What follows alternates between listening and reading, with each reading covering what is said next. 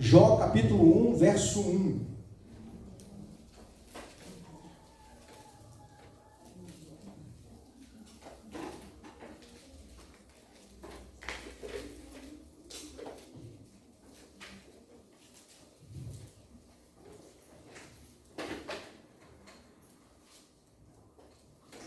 A virtude e a riqueza de Jó.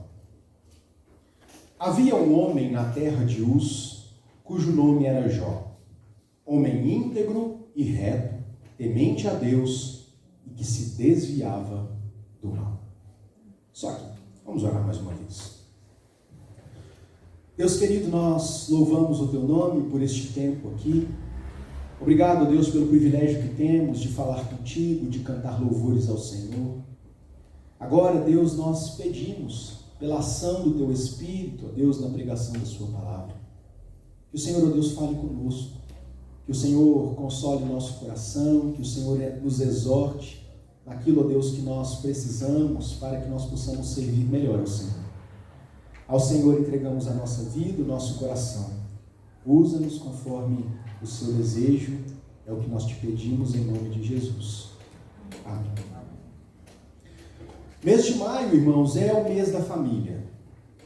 Não fossem todas as implicações desta pandemia, que parece durar mais do que nós estávamos imaginando, que com certeza tem durado mais do que nós gostaríamos que ela estivesse durando, nós nos reuniríamos em algum lugar, como nós sempre fizemos ao longo dos últimos anos, para estarmos na presença de Deus, cultuando a Ele, tendo um tempo de confraternização, palavra de Deus, boa comida, boa conversa, uma junção perfeita de bênçãos do Senhor. No entanto, isso não é possível. Então nós devemos reclamar? Devemos questionar a Deus porque estamos limitados em muitas das ações que nos abençoam, que nós gostamos muito? A família teria deixado de ser importante por agora estarmos impossibilitados de nos reunir? Com certeza a resposta para todas estas perguntas é não. Não.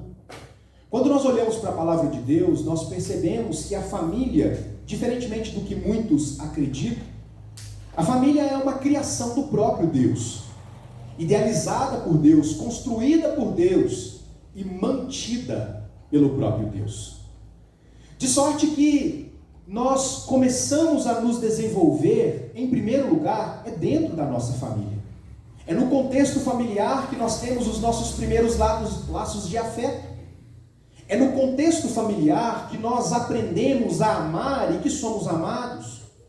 É no contexto familiar, pelo menos segundo a Bíblia, que devíamos começar a ser instruídos na palavra de Deus, porque é assim que nós lemos em Sua palavra. Ensine às crianças estas palavras, inculque isso no pensamento delas, fale destas letras assentados na mesa, andando pelo caminho, se necessário for, escreva-as nos umbrais das portas. Com certeza, a família é o primeiro núcleo da nossa sociedade. O nosso primeiro ministério começa dentro da nossa casa, e como muito bem observou a nossa irmã no nosso momento de cânticos, quando a Isadora disse: você deseja mudar o mundo? Arrume a sua casa. Você deseja ser bênção para a igreja? O seja em primeiro lugar na sua família. Porque sabe, irmãos, nós somos na sociedade aquilo que nós somos dentro da nossa própria casa. Ou isso é verdade, ou nós teremos que passar a nossa vida toda nos enganando e enganando as pessoas. Quando nós olhamos para a palavra de Deus, nós encontraremos bases bíblicas e teológicas que fundamentam o cuidado de Deus para com a família. Por exemplo, quando da instituição dos ministros, sejam eles pastores, bispos, são palavras intercambiáveis, presbíteros, também palavras que têm o mesmo sentido. Nós vemos também na instituição dos diáconos, existe ali, no pensamento de Paulo, uma preocupação muito grande sobre aqueles que estariam encarregados de ensinar os irmãos. entre as muitas qualificações era necessário que ele tivesse controle da sua família, que soubesse educar os seus filhos, que fosse um bom marido, que não fosse dado a nenhum tipo de vício. Porque sabe, irmãos, se nós estamos bem dentro da nossa casa, nós estaremos bem fora da nossa casa. Se o nosso primeiro ministério vai bem, os outros ministérios também irão bem. No entanto, quando nós olhamos para a nossa realidade, nós percebemos o quanto as famílias têm sofrido nos últimos tempos. E aqui falo como pastor, quantas são as famílias destruídas por diversos fatores: brigas, contendas, traições, mentiras, falta de amor, falta de diálogo. A família parece ter sido colocada de lado. Trabalha-se mais do que é necessário, o que é prudente, e já não se tem mais tempo para os filhos, para o cônjuge. A família tem sido sacrificada, o interesse coletivo desta unidade familiar, dessa unidade social primária, em detrimento de interesses individuais. No entanto, não é esse o plano de Deus para nós. Nós precisamos ser aqueles que entendem a mensagem de Deus, que nós fomos chamados para vivermos toda a nossa vida num contexto familiar, e que, portanto, família é importante. Nós precisamos valorizar a família. Nós percebemos isso quando Deus, por meio do apóstolo Paulo, estabelece as diferenças entre obrigações, marido, mulher, filhos e pais, relação entre os irmãos, como alguém que deseja instruir e nos ensinar a respeito daquilo que nós devemos ser e fazer dentro da nossa casa. A unidade familiar é importante. Mas sabe, irmãos, Deus também nos chama a uma família que é mais abrangente. Perceba, qual a razão de você chamar a pessoa que está aí do seu lado de irmão? Isso só faz sentido se nós somos filiados ao mesmo Pai. Isso só faz sentido se estamos ligados pelo mesmo sangue. Mas talvez você possa dizer: pastor, não, meu pai se chama José, e o do fulano se chama João. No entanto, a partir do momento que cremos em Jesus, João 1,12, Deus nos concede o direito de sermos feitos filhos de Deus. E a partir desta transformação, dessa regeneração, nós somos irmãos, por adoção. E sabe o que é mais belo, irmãos? Nós podemos dizer que nós somos irmãos de sangue, porque nós estamos unidos por um DNA, por um mesmo sangue, que foi derramado por amor de todos nós. Portanto, a família é um patrimônio de bem imensurável, de valor imensurável, e nós precisamos aprender a cuidar das nossas famílias. Por isso que hoje, com base nesse breve texto que lemos e no outro que lemos na abertura do culto, eu gostaria de chamar a atenção dos irmãos, para que nós pudéssemos aprender 3 lições muito práticas a respeito de como, na prática, nós não apenas podemos, mas devemos restaurar a nossa família, valorizar a nossa família. E aqui, tanto a nossa família, dentro do nosso contexto, pais e filhos, bem como a nossa família, igreja, enquanto filhos de Deus. Como eu disse, nós vivemos dias muito difíceis. Nós enfrentamos problemas. No primeiro texto que lemos, Jesus se antecipa às dificuldades dos discípulos e traz a eles uma palavra de consolo, de encorajamento, frente às dificuldades que eles enfrentariam. E o que é mais interessante ali é que Jesus não apenas antecipa o problema, Jesus não é apenas aquele que diz: olha, vocês terão problemas, mas Jesus situa-os daquilo que haveria de acontecer, ao mesmo tempo que apresenta-lhes a solução, baseada numa promessa de cuidado, baseado no controle de Deus, que é soberano, Fiquem tranquilos, fiquem animados. Apesar das dificuldades, eu sustentarei vocês. Nós ligamos a televisão e ficamos desanimados. Já não se casam mais. Porque pensam, é mais fácil separar quando não se tem um compromisso formal e legal. As pessoas já não valorizam mais a estabilidade do matrimônio. Já não se comprometem mais. E muitas vezes isso traz tristeza ao nosso coração, e por que não dizer, quando nós enfrentamos situações assim, próximas de nós. Digo como alguém que experimentou o divórcio dentro de casa. Como alguém que durante muitos anos sofreu com a dor da separação. Mas sabe, irmãos, quando nós olhamos para a palavra de Deus, nós percebemos algo muito importante. Deus tem cuidado de nós. Quando nós lemos o texto de Jó, e é muito interessante porque a história de Jó nos traz muitas lições. Hoje eu gostaria de me atentar aqui a este primeiro verso que diz assim: existia um homem, quem? Chamado Jó, morava numa cidade. Era alguém muito rico, nós conhecemos relativamente bem a história de Jó. Era alguém muito rico, tinha muitas possessões, mas estas não eram as únicas características de Jó. Segundo o texto, Jó era um homem íntegro, reto, temente a Deus e que se desviava do mal. Mas que apesar de reunir todas estas qualificações, ele teve que enfrentar o dia mau. Ele teve que passar por dificuldades de perder tudo que ele tinha nesse mundo. Ele perdeu a própria família, perdeu os bens materiais, perdeu a saúde. Os amigos pareciam ajudar, mas também complicavam. Jó teve que conviver com a luta, com a dificuldade, assim como, irmãos, como família, nós precisamos aprender a conviver com as dificuldades e com as lutas. Não desanime da sua família, não desista da sua família. Nós precisamos ter isso em mente, mas isso implica de nós atitudes concretas. Nós não podemos ser apenas bons na teoria. Precisamos conseguir aplicar isso de forma prática à nossa vida.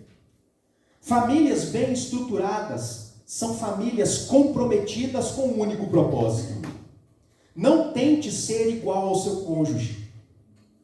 Não tente ser igual ao seu irmão ou irmã, porque isso não vai acontecer. Embora existam muitas semelhanças em decorrência de questões genéticas e comportamentais pela convivência, nós somos diferentes. E isso significa dizer que nós temos, por causa das nossas diferenças, compromissos diferentes, papéis diferentes, mas que juntos contribuem, concorrem para uma finalidade única. Isso significa dizer que ao passarmos por tempos difíceis como esses que nós estamos vivendo, tempo onde as famílias são ameaçadas, nós precisamos ter o comportamento de Jó, de integridade, de comprometimento. Nós precisamos entender que a nossa família, a convivência familiar, é muito mais parecida com uma maratona do que com uma corrida, do que com um tiro curto. Uma corrida de 100 metros. Envolve não apenas disposição para começar, mas resiliência para permanecer. Envolve não apenas a disposição para dar tudo de si no começo, porque vai acabar logo, mas envolve sabedoria para cadenciar a andada enquanto a vida acontece. Isso significa dizer, meus irmãos, que nós precisamos estar atentos aos nossos compromissos, aos votos que fazemos, porque estas coisas, elas nos ajudam para o bem da nossa família, ou contribuem para o término dela. E as dores são apresentadas, os problemas aparecem. Jó era alguém comprometido com Deus, tal como nós precisamos ser comprometidos com o bem-estar da nossa família, engajados nos propósitos da nossa família, seja ela dentro da nossa casa ou desta família. Nós precisamos ter na pessoa que está do nosso lado um nosso aliado, embora seja diferente, porque nós temos um único propósito, o mesmo propósito, que é glorificar a Deus, servir ao Senhor. Mas para que isso aconteça, para que a vida aconteça em comunidade, é necessário que nós tenhamos esta integridade descrita pelo texto de Jó. Nós precisamos estar atentos aos nossos compromissos. Eu costumo dizer que nós somos muito bons para começar as coisas. Nós temos facilidade de assumir compromissos. Irmãos, mas que dificuldade de nos manter fiéis aos compromissos que nós assumimos. Eu costumo dizer que começo de ano parece que é fora do calendário, porque a gente toma atitudes que a gente simplesmente nem cogita ao longo do ano. Passam-se poucos dias e nós arrefecemos, mudamos de ideia, nos conformamos com a situação. Às vezes, nós passaremos por dias difíceis. Nós enfrentaremos lutas, nós enfrentaremos luto, nós enfrentaremos perseguição, tentação. Muitas questões podem vir sobre a nossa casa e a nossa fé pode ser abalada. No entanto, irmãos, nós precisamos ter este pensamento de estarmos comprometidos com o Deus que não apenas cria, mas que sustenta a família. Às vezes, é necessário entender o sofrimento.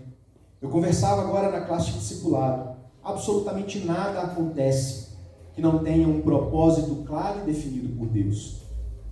Às vezes nós ficamos tanto tempo da nossa vida nos debatendo, perguntando por que as coisas acontecem. Por que essa pandemia já faz um ano? Por que as coisas simplesmente não mudam? Por que a minha família é assim e não de outro jeito? Por que as coisas acontecem assim? Por que tal pessoa prospera e eu não? Quando na verdade, irmãos, crendo que Deus tem o controle de todas as coisas, seria mais prudente e sensato perguntarmos: para que todas estas coisas, Deus? Qual o propósito do Senhor nesta situação? Toda adversidade, todo problema é uma grande oportunidade de crescimento. Com a nossa família não é diferente. Você passa por lutas na sua família? Irmãos, que pergunta mais estranha. Claro que passamos. Todos nós passamos por lutas, dificuldades que nascem na família ou que chegam até a família. A questão não é se nós enfrentamos problemas, mas como nós reagimos a eles, com comprometimento e retidão ou simplesmente complacência. Porque o problema da complacência, meus irmãos, é que no decorrer do tempo ela gera indiferença e as coisas vão de mal a pior. Quando nós olhamos para a realidade das famílias, nós precisamos entender que também é necessário termos o mesmo comportamento de Jó, de sermos tementes a Deus. Não basta apenas declarar que Deus é poderoso para transformar, é necessário viver crendo que Deus transforma. Isso faz toda a diferença. Isso muda a nossa realidade a respeito das coisas. Nós possamos ser aqueles que continuam descrentes com a família, com a instituição, descrentes para com a instituição igreja, ou nós podemos ser aqueles que continuam professando que apesar das dificuldades, Jesus venceu o mundo. Nós não estamos sozinhos, portanto, nós venceremos o mundo. A questão é como nós reagimos a todas estas coisas. A caminhada de Jó não foi fácil, não foi rápida, foi lenta, dolorosa, mas em cada um dos momentos da sua vida houve uma finalidade proveitosa, onde Deus trabalhou o seu coração.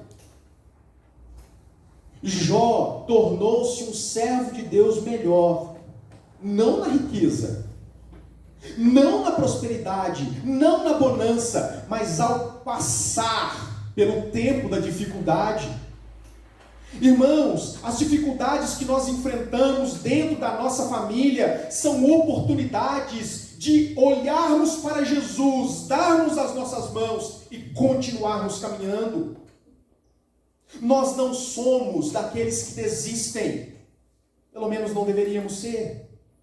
Nós somos daqueles que continuam. Certa vez, condoída pelo sofrimento do seu marido, existem pensamentos equivocados a respeito do conselho da esposa de Jó. Não quero entrar nesse mérito agora, neste momento, hoje, mas condoído com o sofrimento do seu marido, vendo que ele estava completamente perdido, sem família, sem patrimônio, enfermidade que consumia o seu corpo. O conselho dela foi: cara, desiste, está difícil demais para você, entrega os pontos, morre, porque você vai descansar. Muitas vezes, irmãos, é isso que nós ouvimos, é assim mesmo. Nós podemos nos conformar, porque tudo parece estar perdido.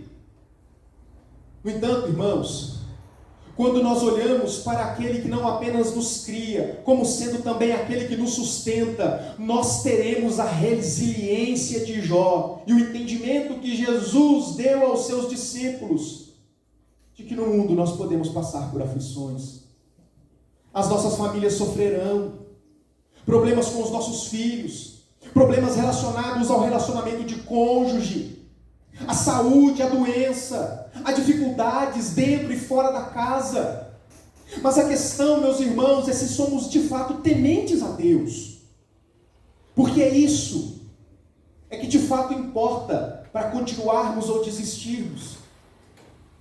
Você passa por dificuldades na sua casa. Você deseja desistir ou deseja continuar? Jó resolveu continuar. Sabe o que aconteceu com ele, irmãos? Lá no último capítulo, diz que ele teve uma conversa com Deus. Jó não foi assim, sabe? Uma pessoa que passou esse tempo de adversidade sem questionar. Ele questionou muitas vezes. Mas apesar de todos estes sentimentos, de toda a tristeza, de toda a perda, ele continuou. E aí, lá no finalzinho do livro, nós vemos então Jó conversando com Deus e diz: ah, Senhor, como agora eu te conheço melhor. Ah, Deus, como agora a minha vida é diferente. Antes eu te conhecia só de ouvir falar, porque falava de algo que eu não conhecia na prática. Agora eu sei que o Senhor é o Deus que cura. Agora eu sei que o Senhor é o Deus que salva. Agora eu sei que o Senhor é o Deus que está sempre presente. Agora eu te vejo com os meus olhos. Por isso, meus irmãos, nós também somos encorajados a nos desviar do mal, nos afastar daquilo que nos leva para longe de Deus. E isso começa dentro da nossa casa. Será impossível para nós mudarmos a realidade do evangelicalismo brasileiro, das distorções teológicas que acontecem aqui e acolá, se nós não mudarmos questões que envolvem a nossa comunidade. É onde nós temos falhado. Nós não mudaremos a realidade da nossa igreja se antes nós não formos transformados dentro da nossa própria casa. Se nós desejamos, irmãos, sermos famílias fortes, famílias que andam segundo a palavra de Deus, nós precisamos nos esforçar para nos desviar do mal. E aqui eu não falo do mal declarado, porque desse a gente desvia. Eu falo do mal que está incutido em pequenas atitudes. Porque sabe qual é o problema, irmão? Sabe como o diabo consegue enlaçar até o crente? É justamente incutindo pequenas falhas, lacunas do caráter, no relacionamento para com Deus, até que esse crente vai gradativamente fazendo pequenas concessões, até que quando ele se vê, percebe alguém que não tem prazer em Deus, não tem prazer na lei de Deus, não tem prazer em servir a Deus, e começa a viver como se não precisasse de Deus. Nós precisamos estar atentos às lacunas que muitas vezes nós deixamos, às pequenas brechas que muitas vezes nós deixamos dentro da nossa própria casa. A pandemia tem nos ensinado algo interessante a respeito de relacionamento. Antes da pandemia, a gente vivia no modo trifásico. Dava choque, correndo para todo lado. Marido sai cedo, esposa sai cedo, e aquela loucura, os filhos, manda para a escola, pega da escola, e aquela coisa. E no final do dia a gente dizia, nossa, como eu queria ter tempo para ter ficado com meu filho. Oh, gente, como esse mundo pós-moderno nos faz delegar a educação dos nossos filhos. Aí vem a pandemia e muda. Antes da pandemia, como eu gostaria de ter mais tempo com a minha esposa. Ah, se eu tivesse mais tempo, eu ia ser muito mais gentil para ela. Eu ia fazer almoço para... Eu já faço isso. Não, porque eu não faço. Eu ia lavar louça para ela. Eu ia fazer isso, aquilo. Eu ia ser mais romântico. Eu ia dedicar tempo. Eu ia elogiar mais. Eu ia cuidar dos meus filhos. Eu ia brincar com ele. Aí veio a pandemia. E no começo isso aconteceu. Depois, irmãos, o problema continuou, só que pelo motivo inverso. Pastor, eu não aguento essa mulher. Não aguento. Eu não aguento meu marido, eu não aguento, ele fica em casa o dia inteiro. A minha esposa só reclama. Eu sou engenheiro, mas passo o dia inteiro furando parede, pregando quadro, capinando horta, eu não aguento. É muita falação na cabeça. As crianças estão me desorientando dentro de casa, então eu preciso sair para ter um tempo a sós comigo mesmo. O problema se manteve pelo oposto, irmãos. A questão nunca foi o tempo, mas as nossas prioridades. Nós deixamos em algum momento da nossa vida de valorizar aquilo que é importante, e o mal vai entrando aos poucos. E começamos a delegar responsabilidades que são nossas a terceiros. Quer um exemplo disso? Pais. Seu filho passa quanto tempo no YouTube?